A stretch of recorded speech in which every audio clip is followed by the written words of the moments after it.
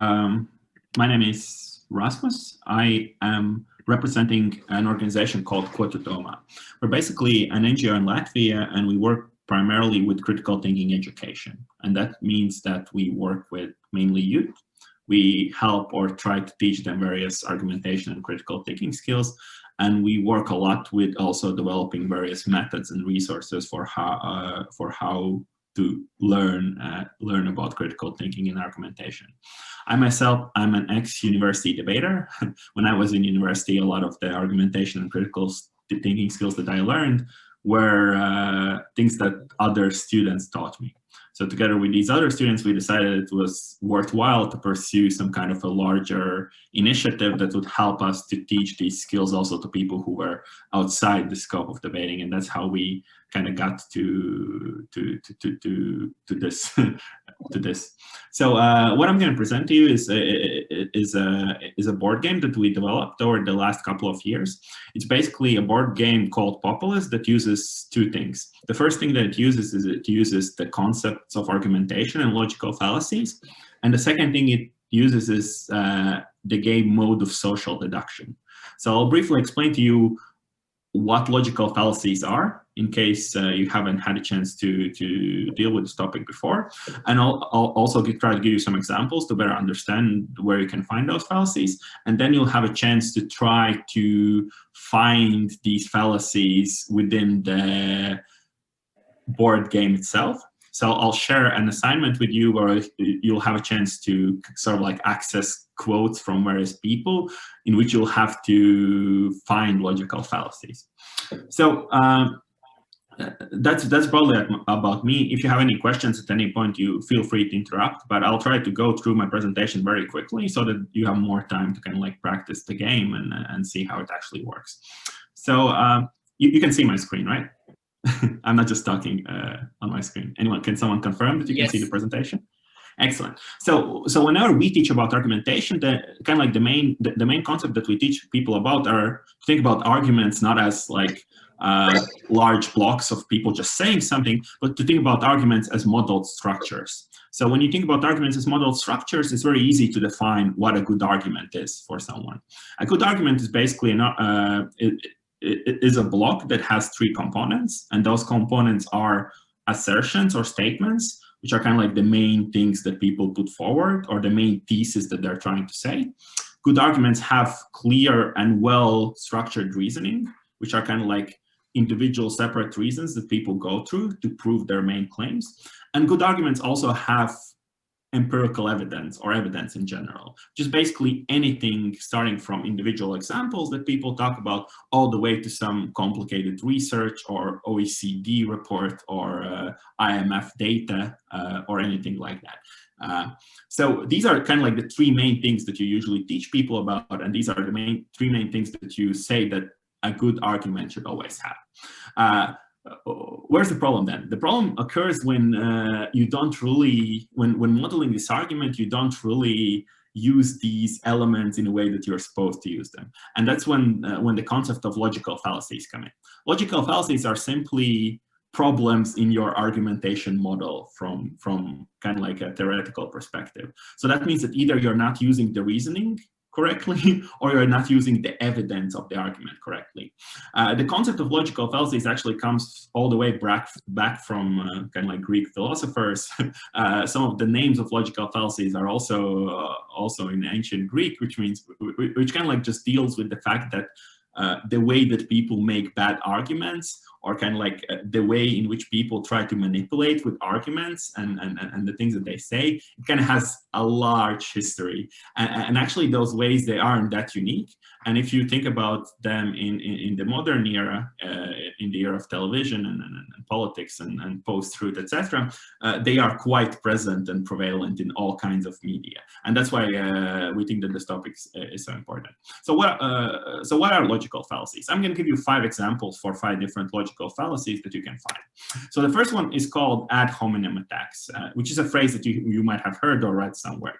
So the idea with ad hominem attacks is that when you're trying to make an argument towards a person, you try to attack some kind of personal characteristics of that person. And that doesn't only deal with the person's appearance or kind of like the way that you feel about them, or maybe their ethnicity or belonging. It can also deal with anything that's not related to the actual claim that you're making. The key thing here is that me just attacking someone personally isn't necessarily a logical fallacy, because I can just say to someone, hey, I don't like the way you look, or Rasmus, your shirt is very ugly, for example. It's not necessarily an ad hominem logical fallacy, but if I were to say, Rasmus, I think your presentation is really bad because your shirt looks terrible, then it becomes a logical fallacy, because you just created an argument in which you claimed something and you reasoned or you tried to prove that claim with a fallacious statement afterwards. So here's a very simple example, theoretical example from our game. So the idea is that you're a person, John, and you want to justify why people should eat oatmeal, because oatmeal is healthy. And someone might come out and say, hey, John, you yourself don't look that healthy, so why are you even talking about oatmeals? Or how do you think you can teach us about this stuff?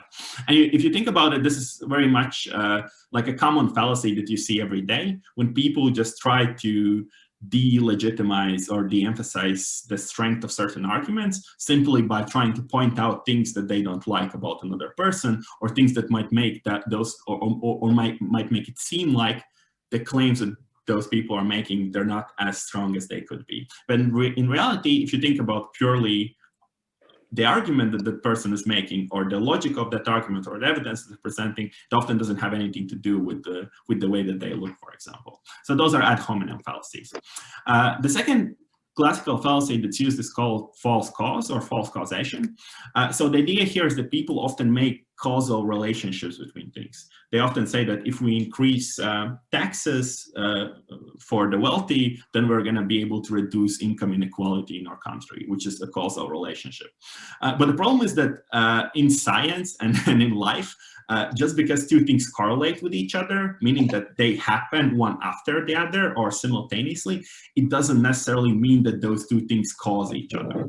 And the idea with this logical fallacy is that, hey, two things that follow each other, they could imply that they cause one another, but they don't necessarily automatically prove that that causal relationship exists between these two things. And this is kind of like a really big and like one of the core concepts of science in general, especially if you work with data, for example, or regressions, which I used to do when I was in university. So you very often look for various evidence or various correlations that you try to put together to prove some kind of causation between two things. So here's an example for where you can see this fallacy. If you Google the concept of random correlations, you can find random correlations pretty much anywhere. So any two data, if you look at like a bunch of data and you just run an algorithm through it, you can find a lot of correlations between things that shouldn't probably correlate. So this is one which is one of my favorites. So the idea that hey, like if there's more films by Nicolas Cage, or Nicolas Cage stars in, then it's more likely that people will drown in pools swimming in that year. So I'm not sure like what the causal relationship between those two things are. Maybe it's just the fact that you went to a Nicolas Cage movie and it was so bad that you ate so much popcorn and then you drowned in the pool. Like that could be one explanation. But in reality, it's just noise in data, right? It's just data that correlates together, but actually doesn't have anything to do those two data types doesn't have anything to do with each other. So the third type of logical fallacy is called the false dilemma. It's also really prevalent.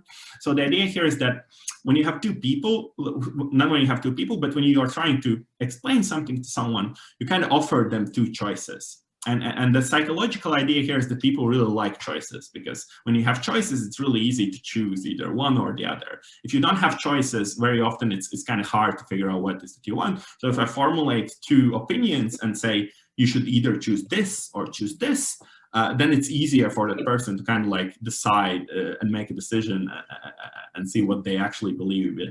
But the problem is that very often the way that those choices are framed, especially in arguments, does not necessarily mean that those two choices are mutually exclusive. And it could mean that those two choices are actually not only mutually exclusive, those are things that can be done simultaneously. So they're not mutually exclusive. Or maybe there's a third option that's somewhere in the middle and that nobody talks about.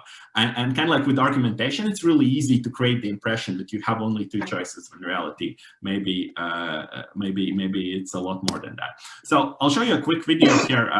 If you like to watch political debates, which I do, then you very often maybe will have seen something like this. This is from a Democratic primary debate. So primary debates is when the Democratic candidates were trying to pick who's going to run against President Trump. And it was like they ended up picking Joe Biden, and Joe Biden won in the end. So I'll show you the video of one of the candidates. His name was John Delaney. He's some kind of politician from the US. Congressman John Delaney. Folks, we have a choice. We can go down the road that Senator Sanders and Senator Warren want to take us with bad policies like Medicare for all, free everything, and impossible promises that'll turn off independent voters and get Trump reelected. That's what happened with McGovern. That's what happened with Mondale. That's what happened with Dukakis. Or we can nominate someone with new ideas to create universal health care for every American with choice, someone who wants to unify our country and grow the economy and create jobs everywhere. And then we win the White House. I'm the product of the American dream. I believe in it. I'm the grandson of immigrants, the son of a construction worker. My wife, April, and I have 4 amazing daughters. I was the youngest CEO in the history of the New York Stock Exchange, created thousands of jobs, and then served in Congress. That's the type of background, and my platform is about real solutions, not impossible promises that can beat Trump and govern. Thank you. So this is just a really quick speech that you have to make when you kind of introduce yourself. But I mean, the main idea is kind of like, hey, so everything good that you can imagine, like first CEO of New York Stock Exchange in history, like I'll beat Trump, I have 4 daughters. That's on one side. On the other side is kind of like everything bad that you can imagine. And you kind of like position these two things as kind of like the choice, the only choice that we have. And in reality, of course, there's like a bunch of other candidates that you can pick from. But of course, he's not going to say that because he's trying to pitch himself, not trying to accurately evaluate all of the available options that he has. So the 4th type of fallacy is called slippery slope. So this is probably also something that you have heard, is the idea that when you move towards some kind of an issue, it's necessarily going to create like this cascade or some kind of avalanche of issues, and then in the end you're suddenly going to get to like something very, very bad and very, very significant. And the idea with this fallacy is that you take this kind of like small step and you assume that automatically this really bad thing is going to happen in the end, but you never really try to explain why that's going to be the case or why you're going to slide down kind of the slippery slope of argumentation here. So here I have an example from one other US politics party. So it's called the Libertarian Party. Some of you might not know it. So in the US you have 2 political parties. You have the Democrats, you have the Republicans. There's also like third parties which are like not really relevant and they never get elected because nobody votes for them. But the Libertarian Party is funny because they always have these weird policies or the things that they discuss that no one else is discussing. So for example, in the previous presidential conference that they had a discussion on whether driver's licenses should be mandated or not. So whether like government is even allowed to do driver's licenses.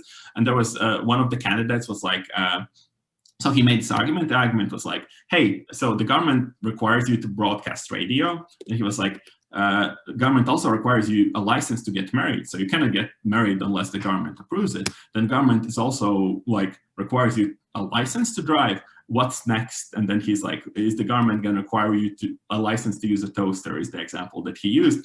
But then, you know, you could put in any funny or weird example. The government is going to require you a license to go out on the street or a license to grow flowers or anything like that.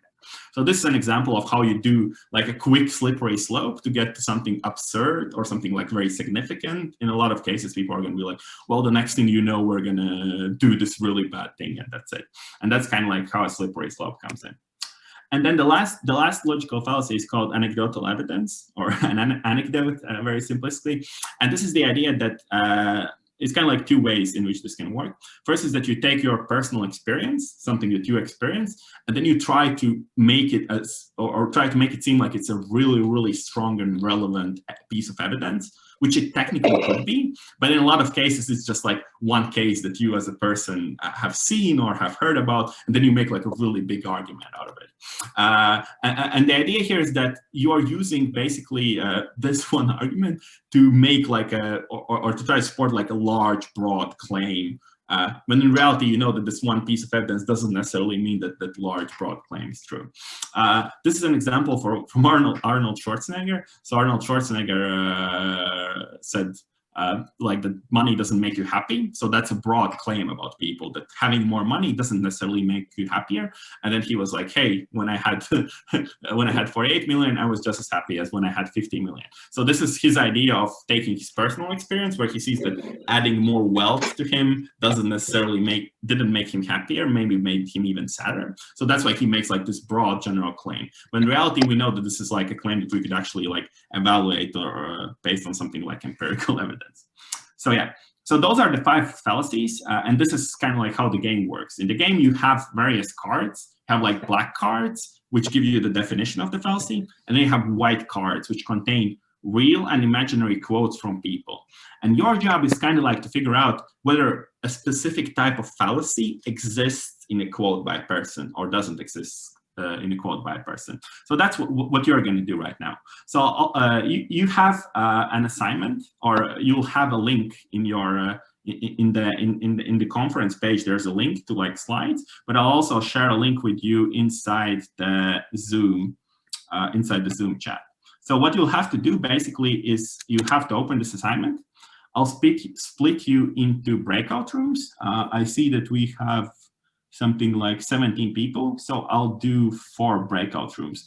And what you'll have to do is you'll have to go through these slides together. You'll see the definition of a fallacy in a black card, and then you'll see 2 different white quotes. And it's up to you to decide whether the quote in that white card contains the fallacy that you have on the black card or doesn't contain the fallacy that you have on the black card.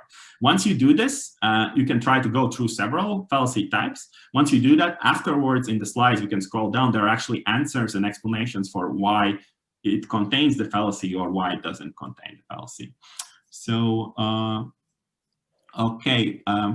If everyone is ready, I'll open the rooms, and you can go into the room. You can introduce yourself to other people, and then you can open the task and try to go through it together, okay? Let me do one change. Oops. Move to room 4.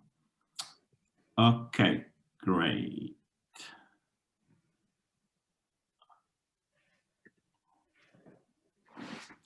Okay, so if you can join the breakout rooms, that would be good.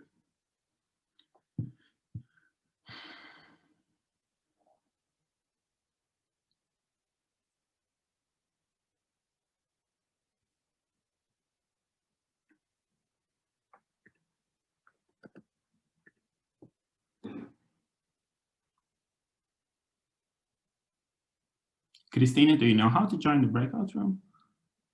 And Irmante?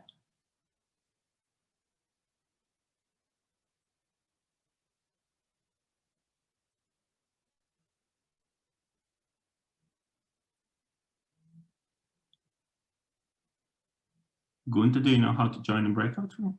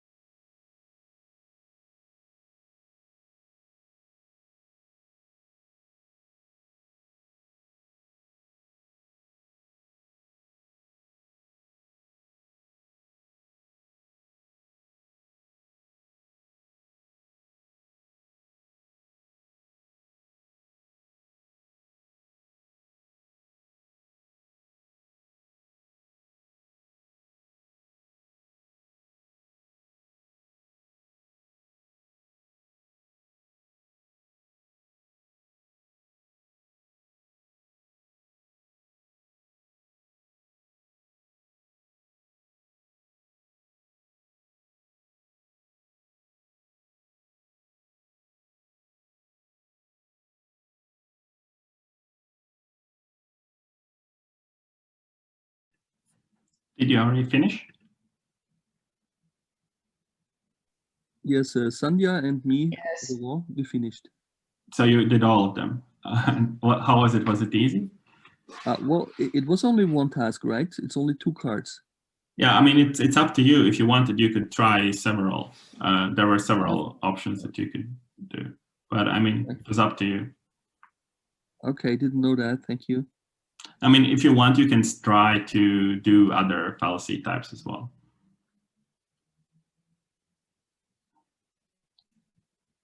Gintara, are you here? Yes, I'm here. Oh, how much time do we have? We have time until 3 p.m. Okay, good. Thank you.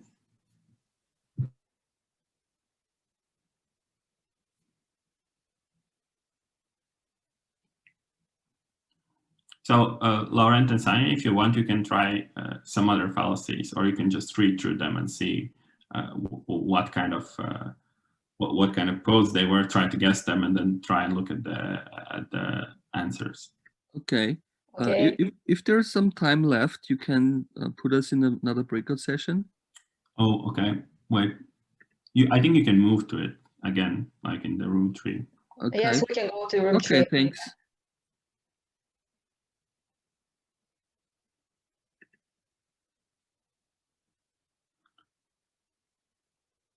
Yokimitis, hi. Are you here? Yes, I am here. Oh, I didn't assign you to either room, because I can assign you to the room with Laurent and Sanya if you want. Okay. Okay, I'll assign you. You can join the room 3 as well and participate in the discussion.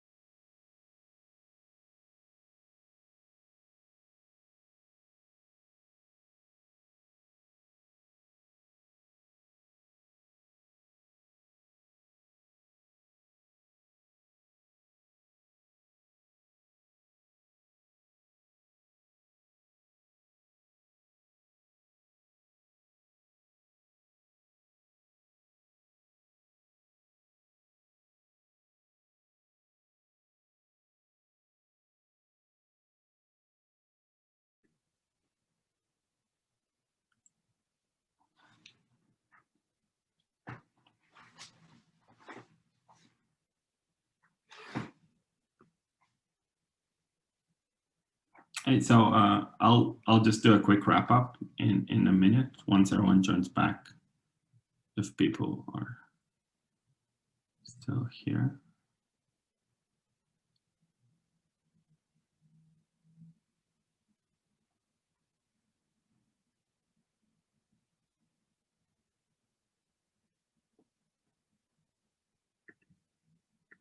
Hi. So how was it for the people who managed to play for a bit? We managed only 3 or 4 cards, and we sensed what it's all about. And not as easy, maybe. Yes, it is, and we recognized that we have to practice more. Okay, well, let me do just a quick wrap up of this. And I saw that some people already left because they have to go to their meetings. But like, what's the idea? Yeah, go on. Do you have a question? I wanted to ask you about the first one, the anecdotal one. The second one that says about the IQ. What does it mean exactly? I don't really get it. The way it's written, I don't understand what they mean. So I don't know, maybe. Yeah, so IQ is just the intelligence of a person. So he's kind of like making fun of the fact that Arnold Schwarzenegger made a comment about his intelligence, and then he offends himself. He offends him with various other characteristics of Arnold Schwarzenegger. So that's the idea of the comment. He's kind of like making fun of. Or did you mean another? I'm talking about the first one, not the second one with Arnold Schwarzenegger, the one with Dallas and the fluorized water or something. Oh, okay. So it's basically a quote from the TV show Game of Thrones. So it's this one, right? Did you mean or? No, you're. Wait, maybe I'm in the. Okay, so do you mean this one or? I mean. Or the Kim. Yes, this one. This one. Yes. The Kim Jong-un one, right? This one. I mean this one. Sorry, it mutes me without me wanting it to mute me, so I can't communicate with people. Sorry. Okay. Yeah. So wait, let me.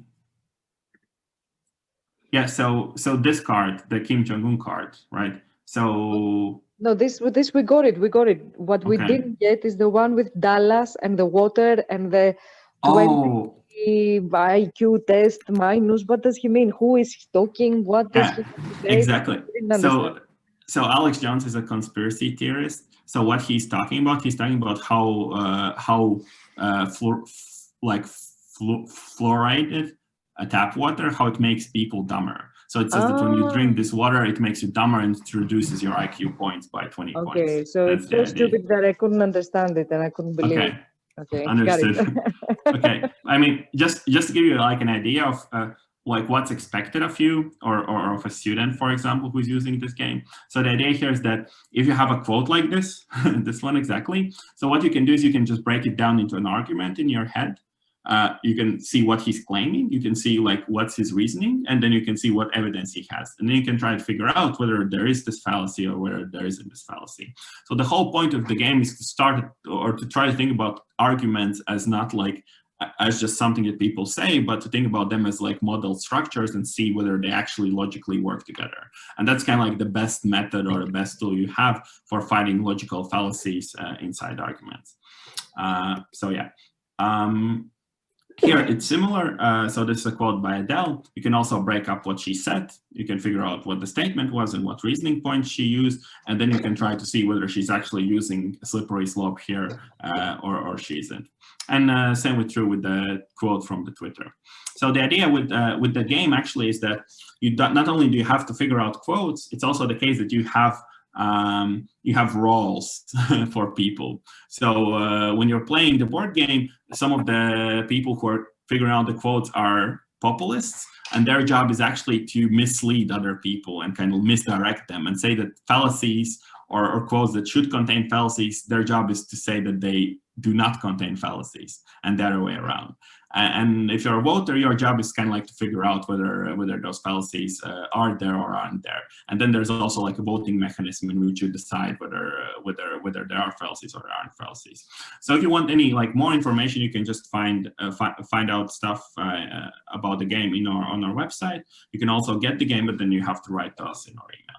So that's kind of like in broad strokes. That's it. What we wanted to ask you is what ages of people does this board game apply to? I mean, all age. I thought all ages, but I don't know. I mean, so it's going to be harder if you're under 10th grade.